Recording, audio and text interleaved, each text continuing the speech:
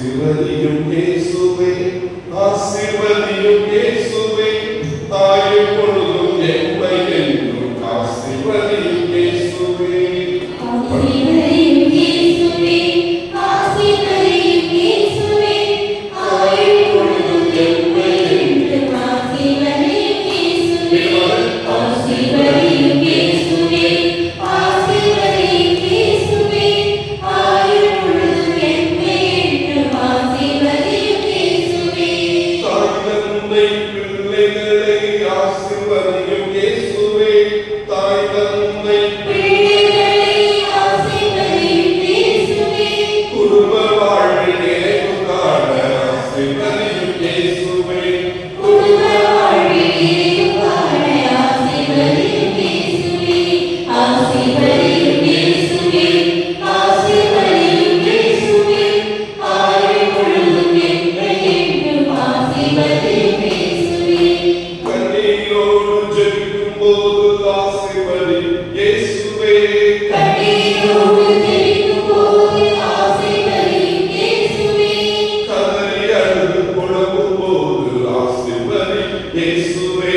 கரை அழுது புலம்பும் போது ஆசீர்வதியும் இயேசுவே.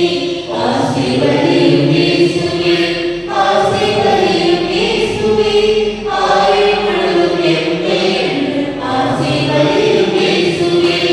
ஆசீர்வதியும் இயேசுவே, ஆசீர்வதியும் இயேசுவே, தாயும் பொழுதும் எம்மை என்றும் ஆசீர்வதியும் இயேசுவே.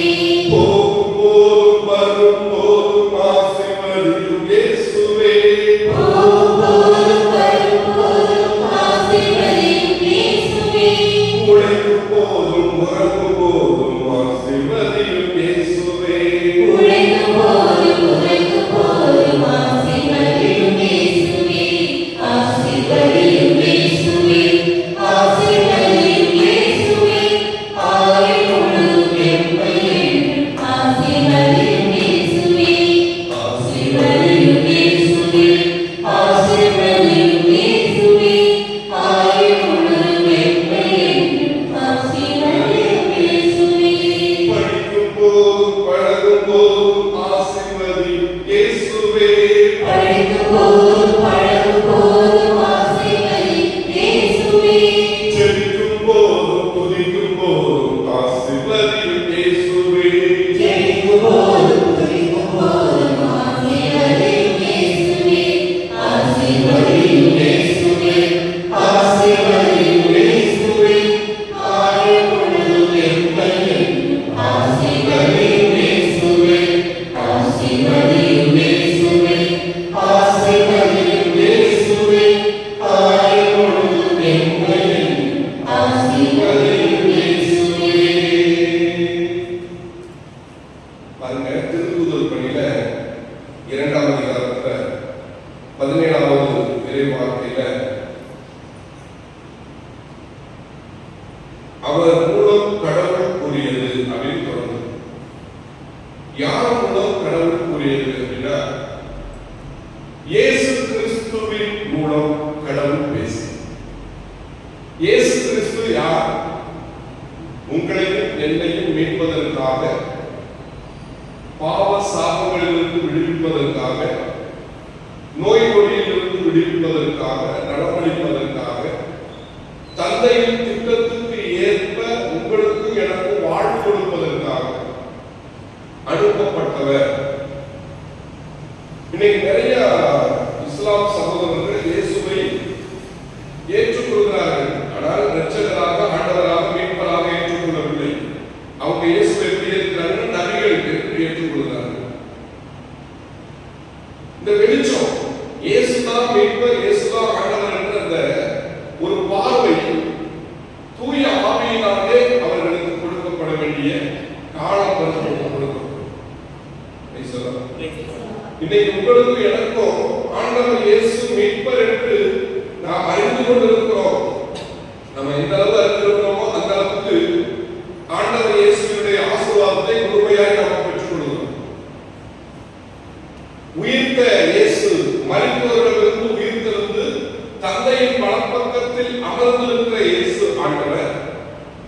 உங்களுக்கு எனக்கும் அவர் சொன்ன வாக்குறுதிகளின்படி ஆசி வழங்கிக் கொண்டே இருக்கிறார். அல்லேலூயா. எனவே ஆண்டவர் இயேசு கிறிஸ்து வழியாக கடவுள், விண்ணக கடவுள், தந்தை கடவுள் நமக்கு ஆசி வழங்கிக் கொண்டே இருக்கிறார். இந்த உலகத்துல வேறு எந்த ஒரு கடவுளும் ஆசீர்வாதத்தை கொடுக்க முடியாது. மனிதன் உண்டாக்கின கடவுள் ஆசீர்வாதத்தை கொடுக்க முடியாது. கடவுள் உண்டாக்கி கொடுத்த ஆண்டவர் இயேசு கிறிஸ்து வழியாய் இந்த உலகத்தில் இருக்கக்கூடிய உங்களுக்கு எனக்கு ஆசி வழங்க தந்தையாம் கடவுள் திட்டமிட்டபடி ஆசி வழங்கி கொண்டிருக்கிறார். இதை நம்ம சரியா புரிஞ்சுக்கிட்டோம் அப்படின்னா நம்முடைய வாழ்க்கையில நாம எதற்கும் கவலைப்பட தேவையில்லை. எதிர்காலத்தை குறிச்சு நீங்க கவலைப்பட வேண்டாம் அப்படின்னு ஆண்டவர் சொல்றார். நம்முடைய ஆண்டவர் இயேசு நமக்கு கற்பித்த எத்தனையோ செய்திகள்ல மிக முக்கியமான ஒரு செய்தி என்ன அப்படின்னா, நாளைய தினத்தை குறித்து இன்னைக்கு நீ செய்யற கவலைப்படாதே. நாளைய தினத்திலே நாளைய பிரச்சனையை போக்க நாளை பழி பிறக்கும் என்று ஆண்டவர் சொன்னார். ஆசீர்வாதங்கள்ல நிறைய ஆசீர்வாதங்கள் ஆண்டவர் சொல்லியிருக்கிறார். அத்தனை ஆசீர்வாதங்களையும் இந்த உலகத்தோடு ஒப்பிட்டு பார்த்தோம் அப்படின்னா நமக்கு புரியாது. ஆனா காலத்துல ஆண்டவர் அதை எல்லாவற்றையும் நிறைவாக்கி சரியாய் முடித்துக் கொடுத்தார். அல்லேலூயா. ஆண்டவரை நம்புகிறேன் அப்படின்னு சொல்லப்பட்ட சொல்லுங்க. ஆண்டவரே, நான் உம்மை அன்பு செய்கிறேன். நீர் என்னை அன்பு செய்வதால் உம்மை அன்பு செய்யக்கூடிய என்னை ஒருபோதும் கைவிட மாட்டேன். நான் திக்கற்றவனாக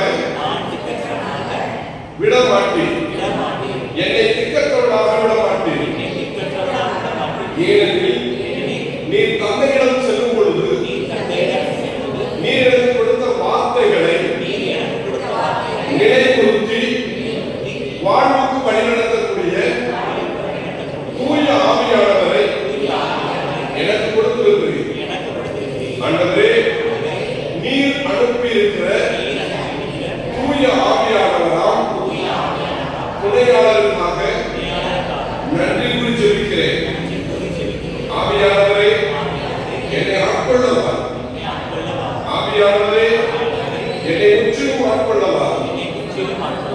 ஓ பரிசுத்த ஆவியே, என் ஆன்மாவின் ஆன்மாவே, உம்மை ஆராதனை செய்கின்றேன். இறைவா, ஆராதனை செய்கின்றேன். என்னோடு வல்லமையோடு பாடுவோம். ஓ பரிசுத்த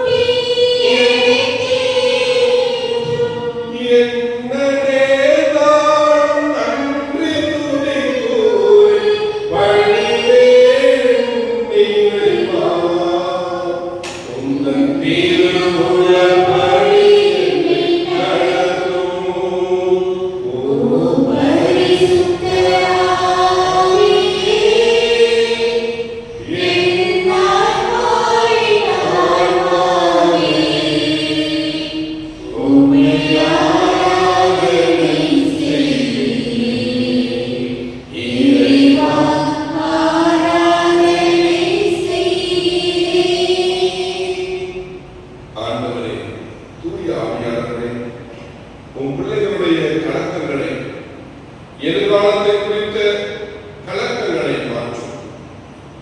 இனி வரும் நாளில் நான் என்ன செய்வேன்? இனி வரப்போகும் நாட்களில் என்னென்ன நடக்க இருக்கிறதோ என்று பலவிதமான பயத்தோடும் கலக்கத்தோடும் இருக்கிற பிள்ளைகளுக்கு நீ சொல்லுகிறேன், அஞ்சாதே, நான் உன்னோடு இருக்கிறேன், கலக்காதே, நான் உன்னுடைய கடவுள், நான் உனக்கு வலிமை அளிப்பேன், என்னுடைய நீதியின் பலக்கரத்தால் உன்னை தாங்குவேன் என்று நான் கூறியிருக்கிறேன்.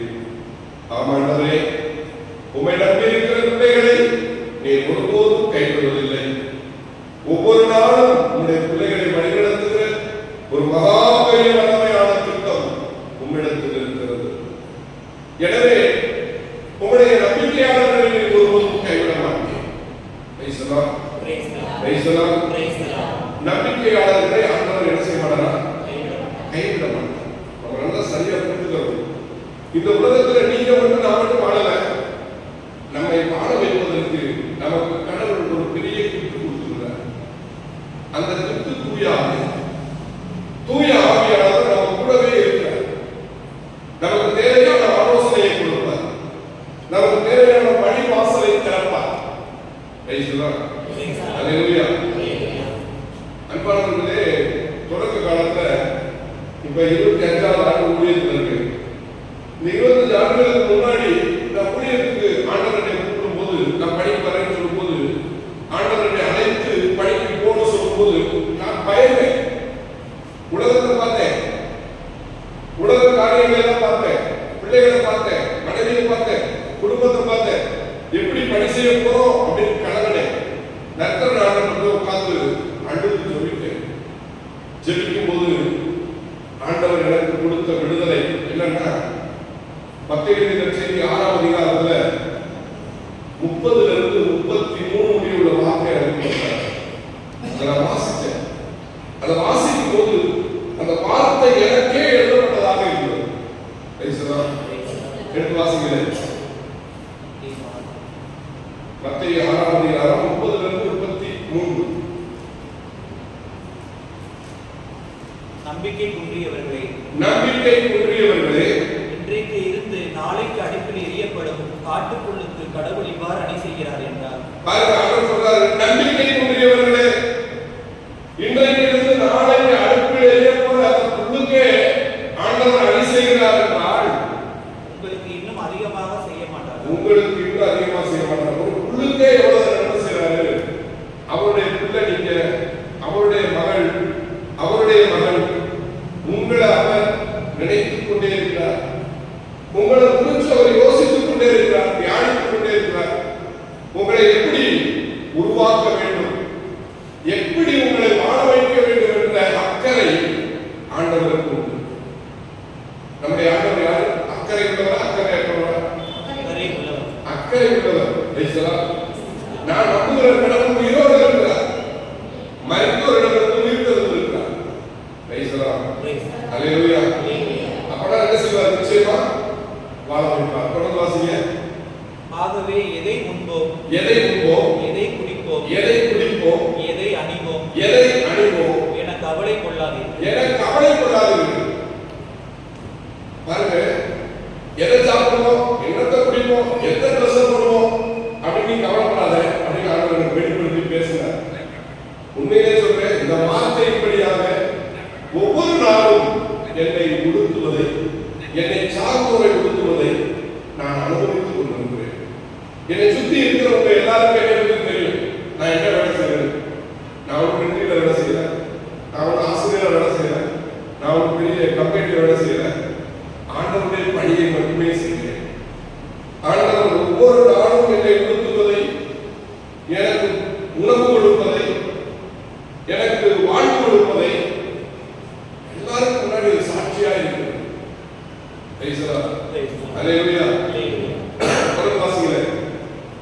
ஏனெனில் பிற இனத்தவரே இவற்றையெல்லாம் நாடுவர். பிற இனத்தார் யாரு? கடவுளை யார் என்று தெரியாது. கண்ணில் கண்டதே காட்சி, உள்ளத்தில் கொண்டதே கோலம் என்று வாழக்கூடிய மனிதர்கள். எதற்கெல்லாம் கடவுள் கூடுவாங்க? சூரியனை கூடுவாங்க, உலகத்தில் படைக்கப்பட்ட எல்லாத்தையும் கூடுவாங்க. அவங்கதான் பெரிய இடத்தார். அவர்கள் தான் கவலைப்பட வேண்டும்.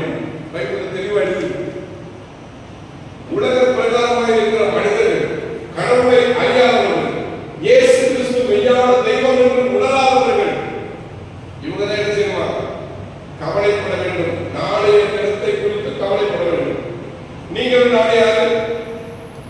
கடவுளுடைய மக்கள். நமக்கு பேர் என்ன? கடவுளுடைய மக்கள். ஆமா, கடவுளுடைய மக்கள். இதை புரிஞ்சு கொள்வதற்கு ஞானம் தேவை. இதை புரிஞ்சுக்க முடியாது. நம்மளாம் கடவுளுடைய பிள்ளைகள்.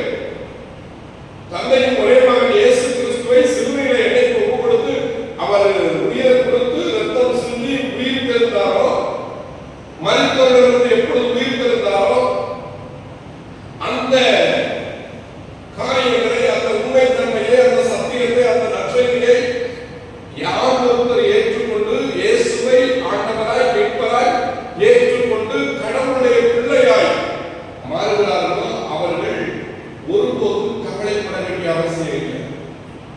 கலங்கி நிற்க தேவையில்லை. ஒரு கோடீஸ்வரனுக்கு எப்படி வாழ்வு கொடுப்பாரோ அதே போல ஏழை குடும்பத்துக்கு ஆசை வழங்குகிறார்.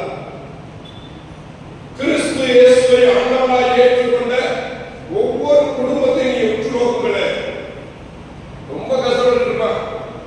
அதை பதார்த்தம் எழுதுற மாதிரி தெரியும். திடீர்னு பார்த்தா எப்படி இருந்து அவனுக்கு வாழ்வு வருதுன்னு தெரியாது. யார் இதை திறந்து யார் வழியும் நடத்துவார்னு அவருக்கே தெரியாது. டக்குன்னு பார்த்தா 10 வருஷத்துக்கு முன்னேறிடுவாங்க. இதெல்லாம் கடவுளுடைய செயல். ஐயோ முடிஞ்சு போச்சு, இனிமேல் வந்து வாழவே முடியாது, எல்லாம் முடிஞ்சு போச்சு அப்படின்னு நம்ம நினைச்சிட்டு இருப்போம். அதுக்கு ஒரு வாசலை திறப்ப என்ன சொல்லிருக்க? இடைச்சட்டத்துல 28ல 7 சொல்றாரு, 7 வாசல் திறப்பார். எதிரி ஒரு வழியா வரலாம், 7 வழியா படிப்பான். அப்படின்னா என்ன அர்த்தம்? நீங்க நினைச்சுக்கிட்டு இருக்க ஒரு பாதை மட்டும் இல்ல, அவன் 7 பாதையை உண்டாக்க வந்தவர். நம்முடைய ஆண்டவர் வல்லமையுள்ள கடவுள், சாதாரண கடவுள் அல்ல, அசாத்தியமானவர், மிகப்பெரிய வல்ல செயல்களை செய்யக்கூடியவர், இறந்தவரை உயிர்க்க வல்லவர்.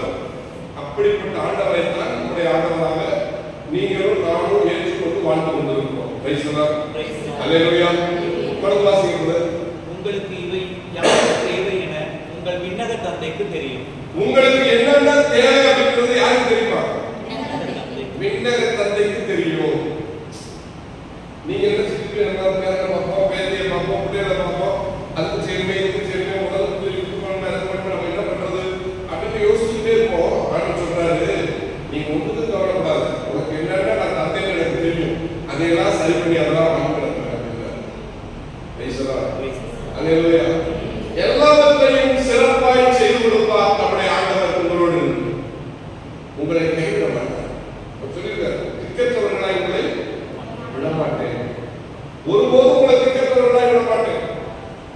ஒரு சிலர் பார்த்தீங்கன்னா பயங்கரமான கடனோடு இருப்பாங்க, பயங்கரமான கஷ்டத்தில் இருப்பாங்க, வாழவே முடியாது, தற்கொலை சாகணும் அப்படின்ற நிலையில் இருப்பாங்க. திடீர்னு பார்த்தீங்கன்னா அவங்களுக்கு எப்படி வாழ்வு வருதுன்னே தெரியாது. அவர்களுடைய வாழ்வை ஆண்டவர் கட்டி எழுப்பி வழிநடத்தி செல்வதை நிறைய சாட்சிகள் நம்ம பார்த்துக்கிட்டே இருக்கோம். மதுரையில ஒரு சகோதரர் வந்து ஜெபிக்க வந்தார். வந்து என்னுடைய கம்பெனி தீர்ப்பு செஞ்சிச்சு, இனி எனக்கு வாழ்வாதாரமே இல்லை, நான் என்ன பண்ண போறேன்னு தெரியல பிரதர், எல்லாம் நஷ்டமாயிடுச்சு, நான் நாகர்கோயில இருந்து குடும்பத்தோட வந்தேன், இன்னைக்கு குடும்பத்தை விட்டு எப்படி போறேன்னு தெரியல அப்படின்னு கிளம்பினார்.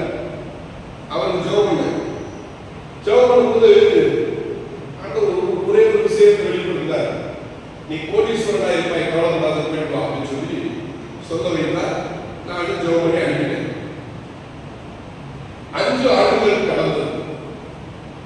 5 ஆண்டுகள் கடந்ததுக்கு பிறகு அவர் சந்திச்சேன். அவர் என்னை பார்த்து சொன்னார், நீங்க ஜெபம் பண்ணும்போது ஒரு வார்த்தை சொன்னீங்க, என்ன சொன்ன, நீங்க கோடீஸ்வரனா இருப்பீங்க, கவலைப்படாதீங்க, போனா போயிட்டு போது 50 லட்சம் நேரம் வச்சு பயப்படாதீங்க, ஆண்டவர் கூட இருக்கான்னு சொன்னீங்க. உண்மைதான்.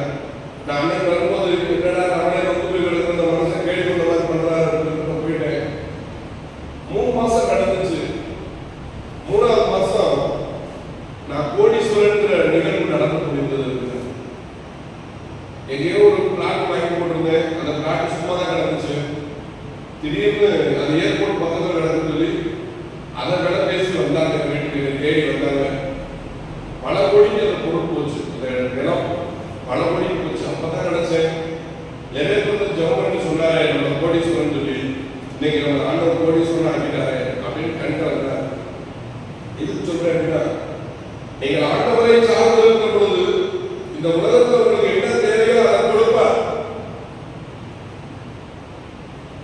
நீங்க ஆண்டவரை சார்ந்து இருக்கிறீர்கள், ஒருபோதும் உங்களை கைவிட மாட்டார். உங்களுக்கு என்ன தேவையோ அதை அந்தந்த காலகட்டத்தில் நிறைவேற்ற வளரும். அல்லேலூயா, அல்லேலூயா. ஒரு நாள் அந்த தொடக்க காலத்துல இந்த வசனம் கிடைச்சிச்சு. அந்த வசனத்தை வாசிக்கல. மத்தேயு 6:33. ஆகவே அனைத்திற்கும் மேலாக அவரது ஆட்சியையும் அவருடைய ஆட்சியையும் அவருக்கு ஏற்புடையவற்றையும் நாடுங்கள். இன்னைக்கு நம்ம மக்கள் உலகத்தினுடைய எல்லா காரியத்தையும் தேடுறாங்க, ஆனா ஆண்டவருக்கு உகந்ததை மட்டும் தேடுவதில்லை. இதான் எவ்வளவு பிரச்சனை.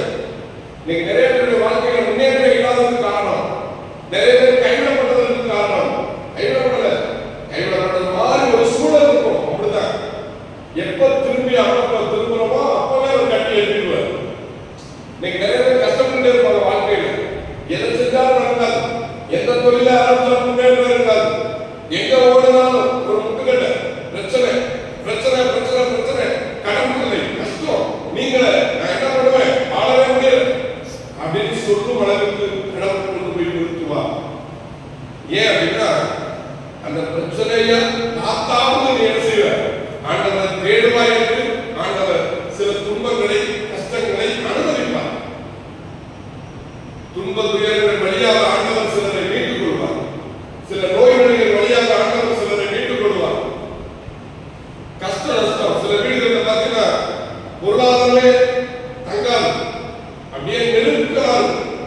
வாங்குற நிலத்தையெல்லாம் கட்ட முடியாது, வச்ச நகையெல்லாம் திரும்ப முடியாது, வாங்கி போட்ட நிலத்தையெல்லாம் திருப்பி சாப்பிடுற மாதிரி ஒரு சூழ்நிலை இருக்கும்.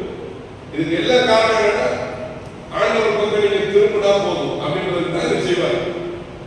இஸ்ரேல் மக்கள் 400 ஆண்டுகள் அடிமைகளாய் இருந்தார்கள், அவர்களை மீட்டு கொண்டு வந்தார்.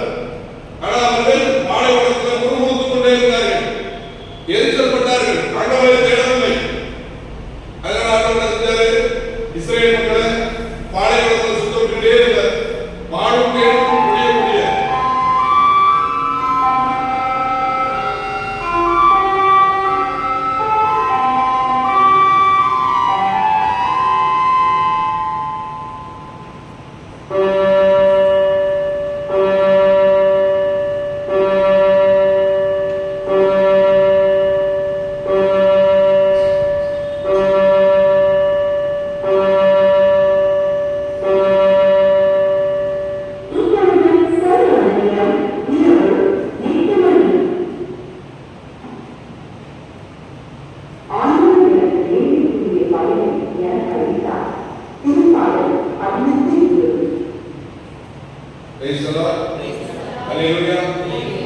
இஸ்ரேல் மக்களை வாழும் தேடும் முடியக்கூடிய தேசத்துக்கு கூட்டிட்டு போவேன்னு சொன்னவர் பாலைவனத்தை சுத்தப்பட்டுட்டே இருந்தார்.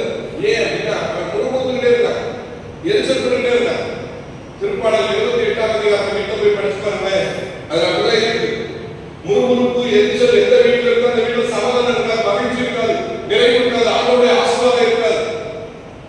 அப்ப வீட்டில் வந்து முறுமுறுப்பு இருக்கக்கூடாது, எரிச்சல் இருக்கக்கூடாது. ஆண்டவரை தேடுகிறவர்கள், ஆண்டவரை தேடி வந்து கோயிலில் வந்து உட்கார்ந்து கண்ணீரோட ஜெபம் பண்றது, இறைவாக்கியம் வாசிக்கிறது, கடவுளை புகழ்வது, கடவுளால் ஏற்படுத்தப்பட்ட அன்னை மரியாதை வாழ்த்துவது, புனிதர்களை வாழ்த்துவது, புனிதர்களுடைய கூட்டத்தோடு சேர்ந்து பயணிப்பது, இப்படிப்பட்ட காரியங்கள் நம்ம ஈடுபடும் போது நமக்குரிய உயர்வை ஆண்டவர் கொடுத்துக் கொண்டே இருப்பார். ஒருபோதும் கூட கைவிட மாட்டார். நான் சொல்லியிருக்கிறேன், நான் உங்களை திட்டங்களா விட மாட்டேன், நான் உங்களை என்ன செய்ய மாட்டேன், எதையும் குறித்து கவலைப்படாது அப்படின்னு சொல்றார். 33 சொல்றாரு, ஆண்டவருடைய ஆட்சியையும் அவருக்கு ஏற்புடையவற்றையும் நாடுங்கள். இன்னைக்கு நம்ம மக்கள் இதெல்லாம் செய்வதில்லை, ஆண்டவரை தேடுவதில்லை, ஆண்டவருக்கு ஏற்புடையவற்றை தேடுவதில்லை, அவருக்கு உகந்ததை நாடுவதில்லை. அவருக்கு ஏற்புடையது இருக்குன்னா எப்பொழுதும் மகிழ்ச்சியா இருக்கு சொல்றார், இடைவிடாத இறைவன் செய்யுங்க சொல்றார், என்ன வேணும் நன்றி சொல்லிட்டே இருக்கு சொல்றார். அப்ப இந்த மூணுமே கடவுளை திருவிழம். இந்த மூணத்தை நம்ம வந்து கடவுள் சொன்னா, கடவுள் நிச்சயமா சொல்றேன், தந்தை மகன் தூய ஆவியானவர் மரித்தோரிடமிருந்து இயேசு உயிர்த்தெழுந்தது போல சகல கஷ்டத்திலிருந்து உங்களை உயிர்த்து எழுப்பு செய்வார். சகல விதமான கஷ்டங்களிலிருந்து, கஷ்டத்திலிருந்து, கடந்தொலையிலிருந்து விடுவித்து உங்களை தூக்கி கொண்டு வருவார். எந்த சூழ்நிலையும் உங்களை கைவிட மாட்டார். ஆண்டவர் உங்க கூடவே இருப்பார். உங்களை கைப்பிடிச்சு நடத்துவார். அல்லேலூயா.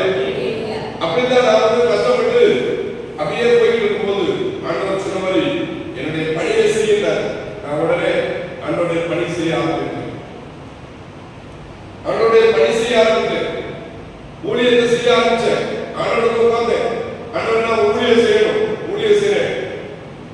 எனக்கு ஒரு வேலை இல்லை, ஊழியத்தான் வேலைன்னு சொல்லிட்டீங்க, நான் செய்ய என்ன செய்ய அப்படின்னு கேட்டுக்கிறேன். ஒரு சகோதரி எனக்கு போன் பண்ணாங்க. தம்பி இல்லவே உனக்கு மாசம் மாசம் நான் 1000 ரூபாய் வந்து தருவேன். எதுக்குக்கா? என் ஆண்டோடைய பணியை நல்லா செய் அப்படின்னு அவங்க போன் பண்ணி சொல்றாங்க. எனக்கு ஆச்சரியம்னா ஆச்சரியம். ஆண்டோடைய பணியை மட்டுமே செய்ய சொல்லி ஆண்டவர் பேசுறாரு. நம்ம கஷ்டமா இருக்கிற ஆண்டோட அனுபவம் தான். அவங்க போன் பண்ணி இந்த மாதிரி உதவி செய்யறாங்களே அப்படின்னு சொல்லி சரிக்கா அப்படின்னு மாசம் 1, 2, 3 ஆளுநர்கள் அவங்க அந்த நாள் தொடங்கி இணைக்கிற மாசம் 1000 ரூபாய் என்னுடைய அக்கௌண்ட்டுக்கு அனுப்பிடுவாங்க. அதை வாங்கி நான் வீட்டில் போய் பிள்ளைகளுக்கு தேவையானதை கொடுத்துட்டு அந்த நாட்கள்ல 25 வருஷத்துக்கு 1000 ரூபாய் மாசம் அதை வாங்கி வீட்டில் கொடுத்துட்டு பணி செய்ய ஆரம்பித்தேன். உண்மையை சொல்றேன், இன்னைக்கு சொல்றேன், என் தேவைகள் எல்லாத்தையும் சர்வ வல்லவர் நடத்தி கொண்டே இருக்கிறார். இன்னைக்கு எல்லா காலையிலும் அவர் சரி பண்றதை நான் பார்க்கிறேன். என் வாழ்க்கையில ஆண்டவர் கூட இருப்பதை பார்க்கிறேன். நீங்க ஆண்டவரை தேடுறீங்க, ஆண்டவரிடத்துல அன்பு கொள்கிறீர்கள். உங்களை ஆண்டவர் ஒருபோதும் கைவிட மாட்டார். ஒரு காரியத்தை புரிஞ்சுதுங்க. நிறைய குழப்பவாதிகள் இருக்காங்க. திருச்சபையை குழப்பதற்கு நிறைய மக்கள் இருக்காங்க. தேவதாய் அன்னை மரியாள் ஆண்டவராம் கடவுளை மட்டுமே சார்ந்திருந்தார்கள். தேவனை ஆண்டவரை மட்டுமே சார்ந்திருந்தார்கள். ஏனெனில் வல்லவராம் கடவுள் எனக்கு அற்புதம் செயல்கள் செய்துள்ளார், தூயவர் என்பதை அவரது பெயர் சொல்லி அறிக்கையிட்டார்கள். மாதா ஆண்டவருடைய வழியிலே சென்றார்கள். விண்ணகத்துக்கு மண்டலத்துக்கு அரசியாக முடிவுறுத்தப்பட்டார்கள். மாதாவுடைய கையை பிடிச்சு நிற்கிற பிள்ளைகளை ஒருபோதும் மாதா கைவிட மாட்டாங்க. நிறைய சாட்சிகள் இருக்கு. மாதாவுக்கு கண்ணீரோடு ஜெபமான சொல்லி ஒப்பு கொடுத்த எத்தனையோ பேர் இன்றைக்கு கோடீஸ்வரர்களாக இருக்கிறார்கள். 8 பிள்ளை 10 பிள்ளை பெற்றவங்கலாம் கண்ணீரோட அப்பா எனக்கு யாருமா இருக்க பிள்ளைகளுக்கு ஆசைப்பட்டு நான் எங்கேமா போவேன் அப்படின்னு அழுதாங்க. அம்மா மாதாவை புரிஞ்சுட்டு அழுதாங்க. அன்னைக்கு சொல்றாங்க, என் 8 பிள்ளைகளுமே இன்னைக்கு பார்த்தா ஃபாரின்லையும் பல தேசங்களில் இருக்கும்படி கடவுளை பிள்ளைகளுக்கு நிறைவான வாழ்வு கொடுக்கிறாரு. அதுக்கு காரணம் என்ன? மாதாவுடைய கையை பிடிச்சப்பா இன்னைக்கு வரை தாய் என்னை கை வலிக்கிறாங்க. ஒருத்தர் கஷ்டப்பட்டு கடலை நோக்கி ஓடினா சாவது குலசிலி திருப்பூர்காரர் மாதா வந்து அழுதாங்க. அம்மா நான் சாக பண்ண போறேன், தொழில நஷ்டமாயிடுச்சு, நான் என்ன பண்ண போறேன்னு தெரியல அப்படின்னு கஷ்டப்பட்டேன்னு அழுதாங்க. மாதாவுடைய பரிந்துரையில மாதா ஆசி வழங்கி இன்னைக்கு அவர் பெரிய கோடீஸ்வரனா இருக்கார் திருப்பூர்ல. எதுக்கு நான் சொல்றேன் அப்படின்னா, ஆண்டவரையும் அவர் திட்டத்தின்படி அன்னை மரியாளோடும் அவர் திட்டப்படி புனிதர்களோடும் அப்போஸ்தலர்களோடும் யாரெல்லாம் பயணிக்கிறார்களோ அவர்கள் விழுந்து போவதில்லை, அவர்கள் எழுச்சி பெறுவார்கள். அவர்கள் வாழ்க்கை ஒளிமயமானதாக இருக்கும். ஒருத்தர் கூட விட்டு போக மாட்டாங்க, பாலாவுக்கு போக மாட்டாங்க. நல்லா தெரிஞ்சுங்க. இன்னைக்கு சாதாரண ஒரு போதகரை நம்பி போகக்கூடிய மக்கள் நிச்சயமா சொல்ற எல்லாத்தையும் இழந்துட்டு பாலாவுக்கு போய்வாங்க. புனிதர்களையும் அன்னை மரியாதையும் பின்பற்றுகிற இறை மக்கள் பாதாள போக மாட்டாங்க. ஏன்னா உயிரோடு இருக்கிற இயேசு கிறிஸ்து நன்றி உள்ளவர், தந்தையாகிய கடவுள் நன்றி உள்ளவர்.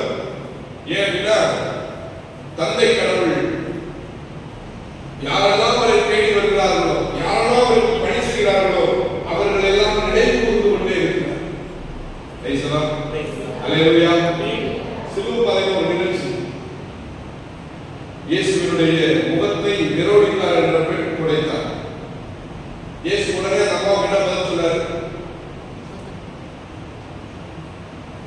என்ன சொன்னாரு?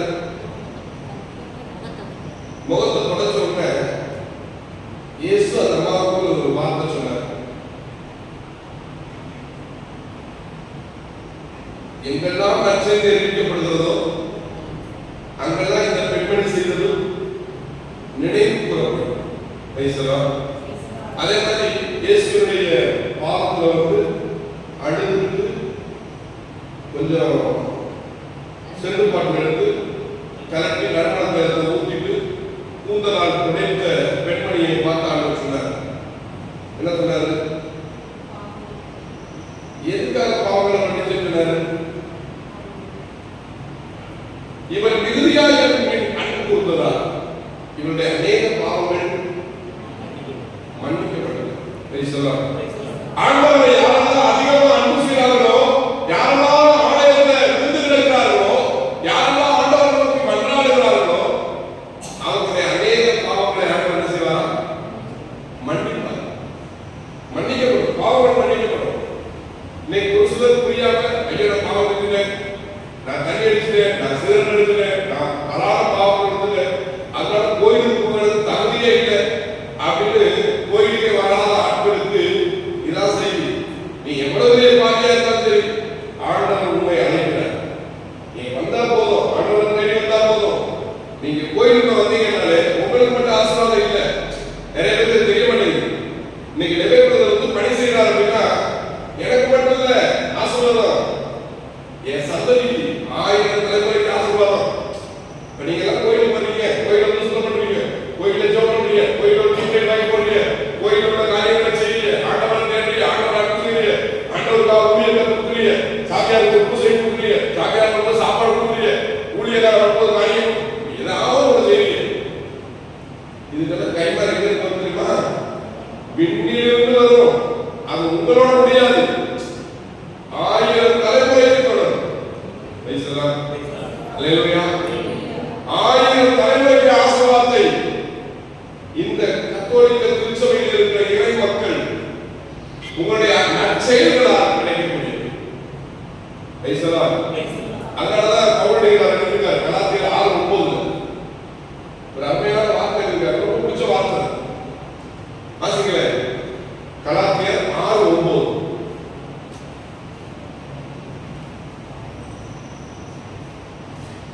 ஆசீர்வதியும் இயேசுவே, ஆசீர்வதியும் இயேசுவே, ஆயுள் பொழுதும் எம்மை என்றும் ஆசீர்வதியும் இயேசுவே.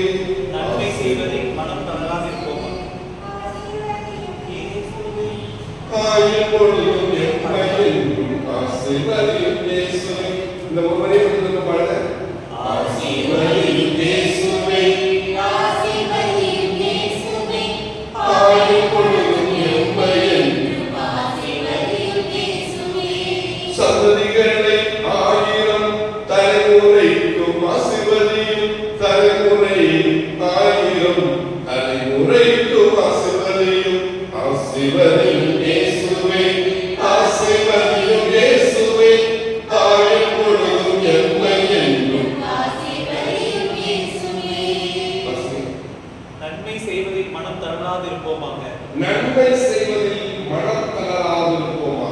ஆண்டவர் சொல்றார் பவுலடிகள் வழியா, நன்மை செய்யுங்களா, மனம் தளராம செய்யுங்க. நன்மை செய்வதே இல்லை. என்ன நன்மை செய்ய போறோம்? கோயிலுக்கு வருவது நன்மை, தனி ஜெபம் செய்வது நன்மை, குடும்ப ஜெபம் செய்வது நன்மை, ஆண்டவரை புகழ்ந்து பாடுவது நன்மை, ஏழைக்கு உதவி செய்வது நன்மை. நன்மை செய்வது உங்களுக்கு முடியலே சொன்னார்கள், அவங்களுக்கு உதவி செய்வது நன்மை. ஆக உங்களுக்கு நன்மை, பிறருக்கு நன்மை, ஆண்டவருக்கு உகந்த நன்மை. எனக்கு சரியா சாப்பிடணும், தலைக்கு என்ன செய்யணும், கைகால் உடம்புக்கு தேவையான எல்லாத்தையும் பயன்படுத்தணும், இது எனக்குரிய நன்மை. பிறருக்கு நன்மை, அம்மா உதவி செய்வது, அப்பா உதவி செய்வது, நண்பர்களுக்கு உதவி செய்வது, இது பிறருக்குரிய நன்மை. ஏழை உதவி செய்வது, இது ஒரு நன்மை. அதுக்காக சொல்றாரு, நீ வெளியில போய் உதவி செய்ய முடியல, இறை பற்றுள்ளவர்களுக்கு மட்டும் நன்மை செய்யும். இறை பற்று அற்றவர்களுக்கு நன்மை செய்து துன்பத்தை வரைச்சிருந்தார் ஸ்ரீராக்கம் 12. நன்மை செய், யாருக்கு நன்மை செய்யணும்?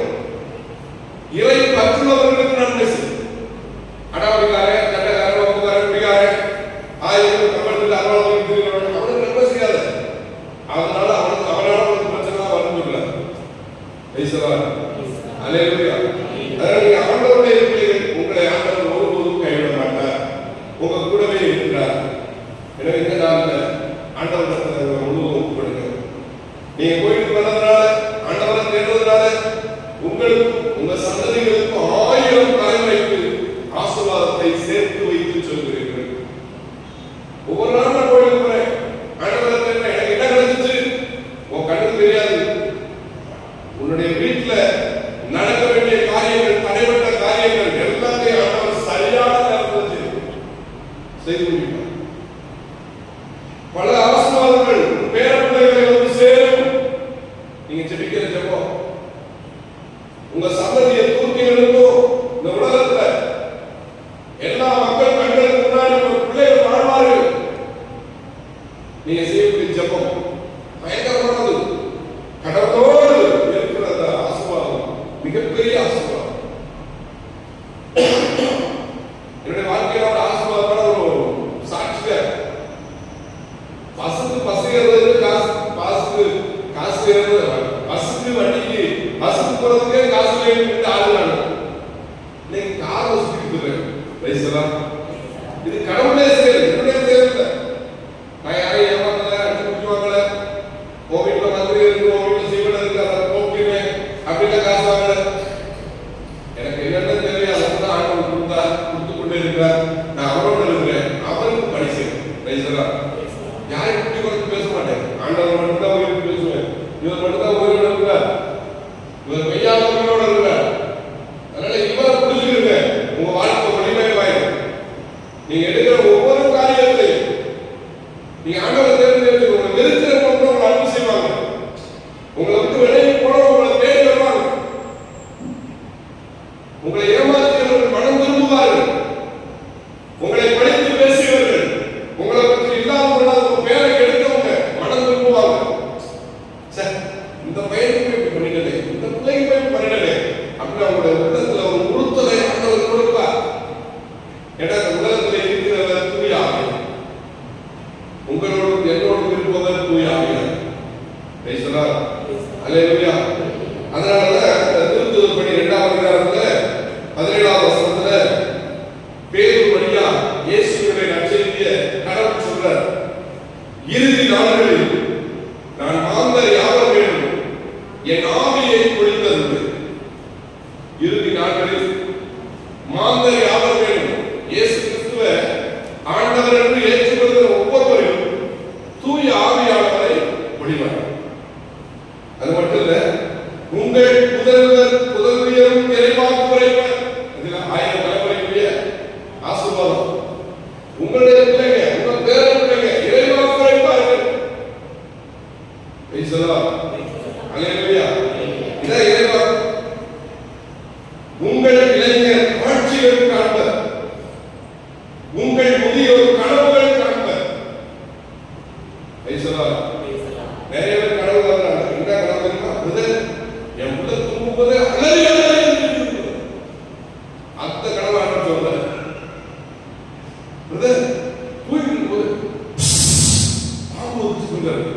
தூங்கிட்டு போது அந்த கனவு சொல்ற.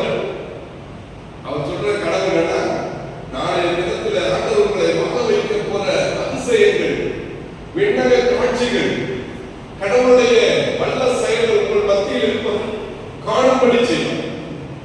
நாளை நடக்கிற காரியங்களை உங்களுக்கு செய்வார். உங்க வீட்டுக்கு வரக்கூடிய ஆபத்து, நெருக்கடி தடுத்து நிறுத்தப்படுவதை காட்சியில காட்டுவார். அதனால இன்னைக்கு நீங்க புரிந்து கொள்ள வேண்டிய ஒரே ஒரு காரியம், என்னோட தூய ஆவியாக இருக்கிறார் என்று நீங்கள் நம்ப வேண்டும். உங்க கூட யார் இருந்தா அப்படியே இடத்துல கை வச்சு சொல்லுங்க, கடவுள் எனக்கு வழங்கிய தூய ஆவியானவரா துணையாளர் என்றென்றும் என்னோடு கூட இருக்கிறார். தூய ஆவியானவர் உங்களோடு கூட இருக்கிறார். எல்லா காலத்துக்கும் என்னை வழிநடத்தி செல்வார்.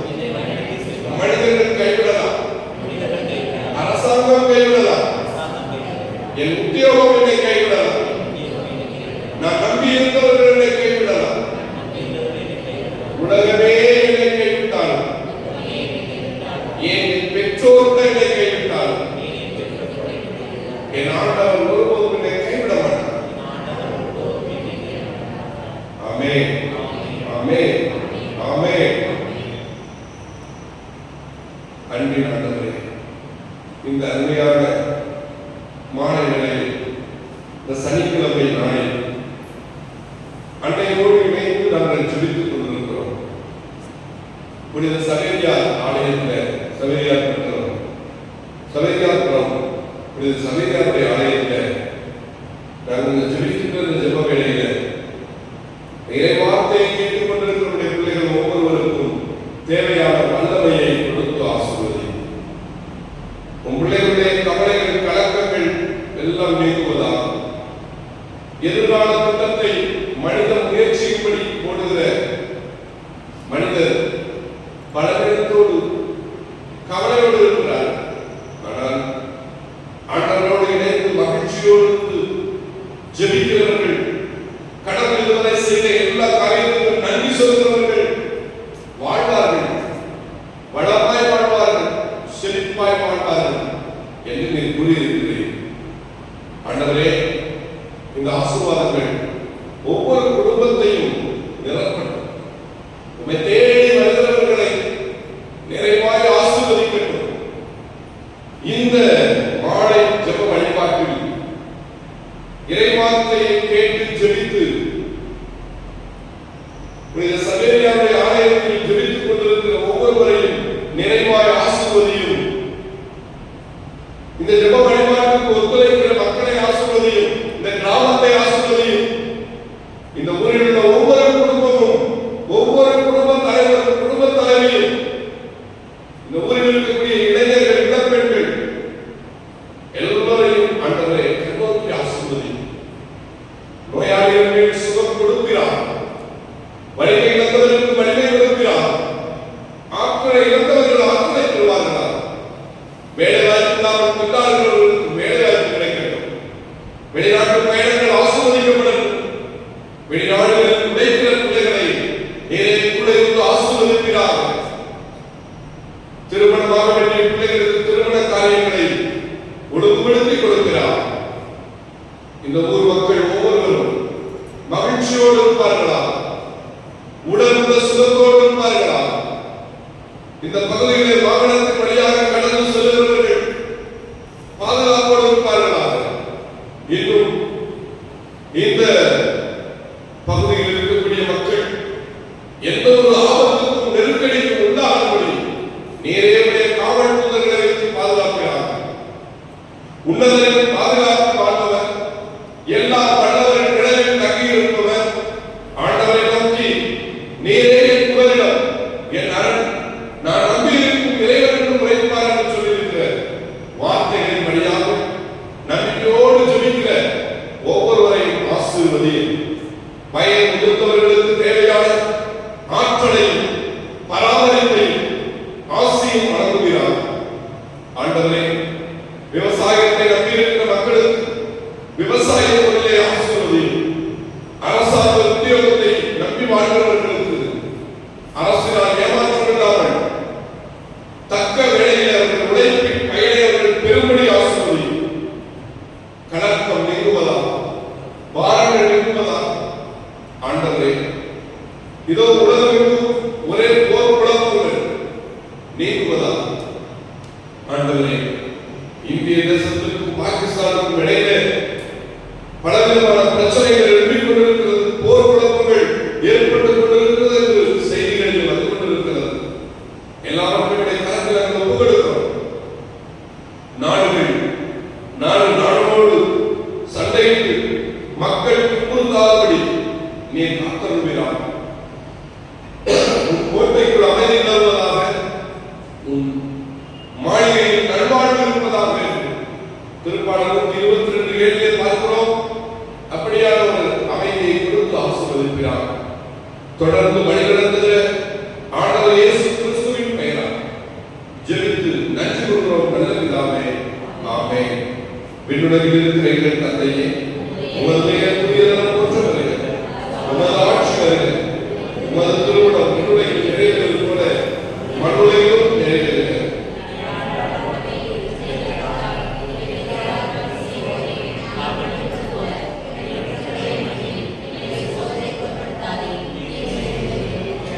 அவருடைய இந்த வழியை வாழ்க, ஆண்டவர் உடனே பெண்களுக்குள் ஆசீர்வதிக்கப்பட்டவளே, உம்முடைய திருவயிற்றின் கனியாக இயேசு ஆசீர்வதிக்கப்பட்டவரே.